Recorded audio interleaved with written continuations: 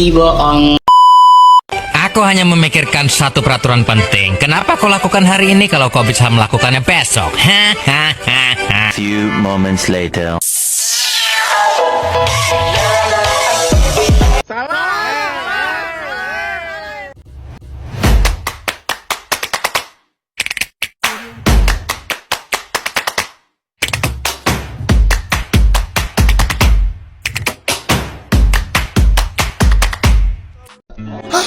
Aduh pusing, pala otak, pala Barbie pusing, bolak-balik, maju, mundur, maju, mundur, maju, mundur, maju, mundur.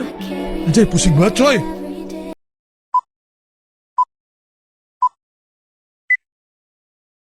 Warahmatullahi wabarakatuh.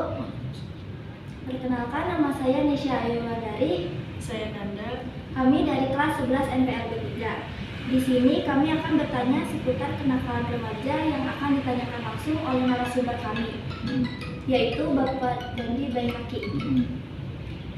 Sekarang ini kan sedang marak tentang kenakalan remaja. Menurut Bapak, kenakalan remaja itu seperti apa sih?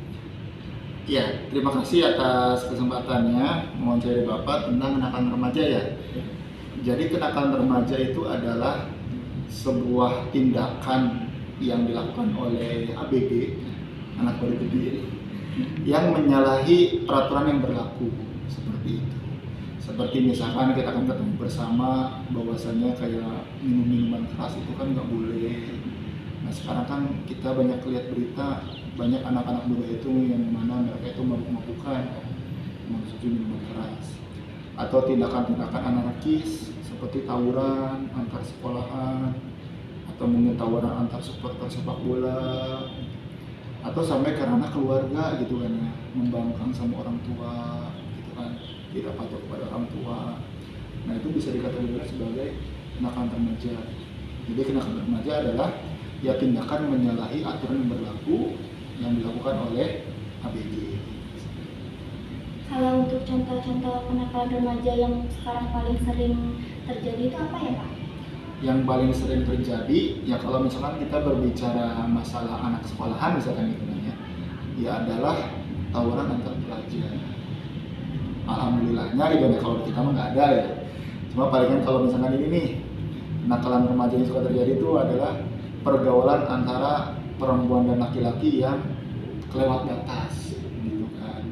Mereka bukan mahram, bukan keluarga, tapi pergaulannya tuh udah kayak suami istri aja gitu kan ya, mau kayak bebek, mau apa gitu ya, atau misalkan seperti maba gitu kan ya, nggak masuk sekolah gitu.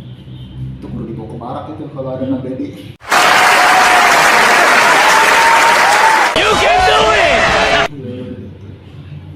Apa saja dampak negatif kenakalan remaja yang Bapak ketahui? Dampak negatifnya itu adalah ya pertama pasti mereka akan merasa ketagihan gitu kan ya dengan kenakalan-kenakalan tersebut, sehingga ketika kenakalannya itu terakumulasi, numpuk makin banyak, ya akhirnya nanti masa depan mereka itu bakal terancam gitu kan ya. Ketika teman-temannya itu memiliki skill, memiliki bakat gitu. Nah anak-anak yang nakal ini mereka belum memiliki skill, mereka belum memiliki bakat, belum menggali potensi. Karena masa-masa mereka menggali potensi, yaitu ketika sekolah, ketika masih remaja, itu mereka sia-siakan dengan kenakalan. Jadi itu bahaya masa depan. Nanti ketika mereka dewasa, susah menjalani kehidupan, cari uang, dan sebagainya. Kenapa pergaulan bebas remaja harus dihindari? Pergaulan bebas aja, ya dari namanya udah mengandung unsur yang negatif gitu. Karena kan yang namanya pergaulan itu ya khususnya antara perempuan dan laki-laki itu kan pada dasarnya terbatas. Nggak boleh kita bebas sebebas-bebasnya selayaknya suami istri gitu kan. Karena kita di kelas juga sudah membahas gitu kan. Ketika laki-laki dan perempuan mau berhubungan lebih intim lagi, ya maka jalannya adalah nikah. Ketika misalkan tidak ada pernikahan antara si cowok sama si cewek, maka jatuh ke dalam perzinahan, jatuh ke dalam pergaulan bebas. Nah itu akan merusak, khususnya bagi perempuan. Karena korban utama dari pergaulan bebas adalah perempuan. Makanya kalian perempuan jangan mudah terbujuk rayu lah sama laki-laki yang cuma janji-janji aja.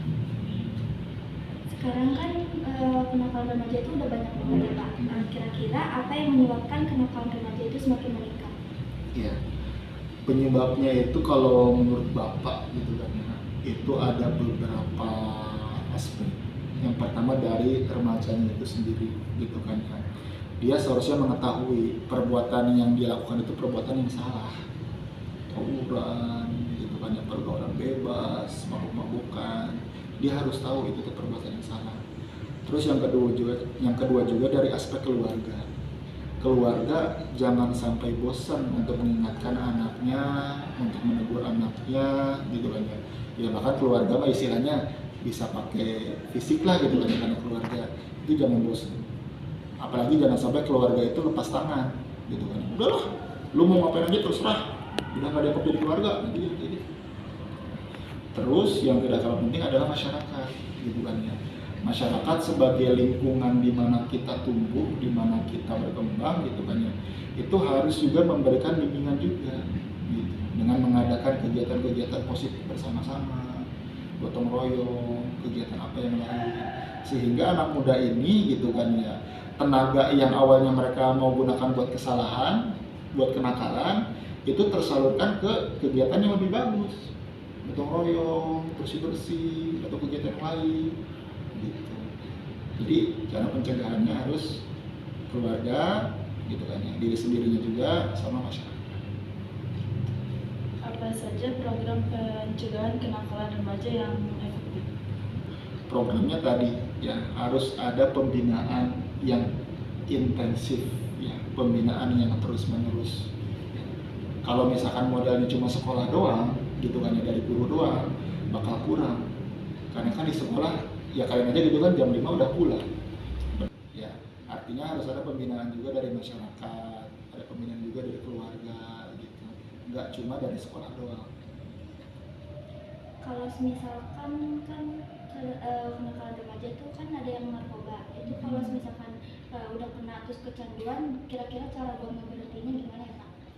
Cara membuat berhentinya yaitu tobat, gitu kan ya. Entahlah wahai manusia, jika dirimu bernoda, dunia hanya naungan.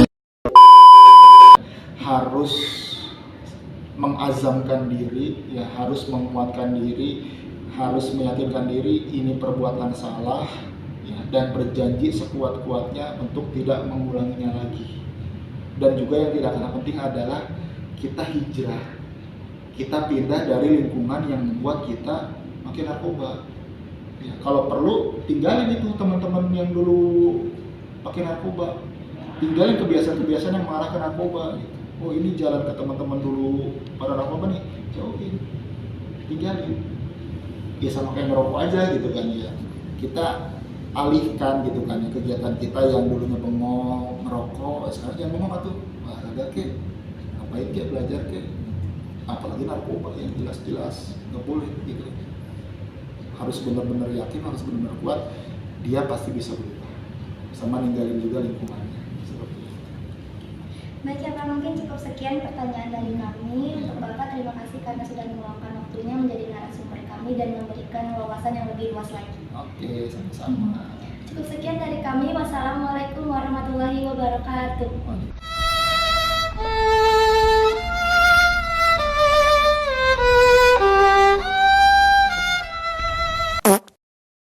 Saya lagi di rumah nih guys. Jangan lupa like, comment, and subscribe.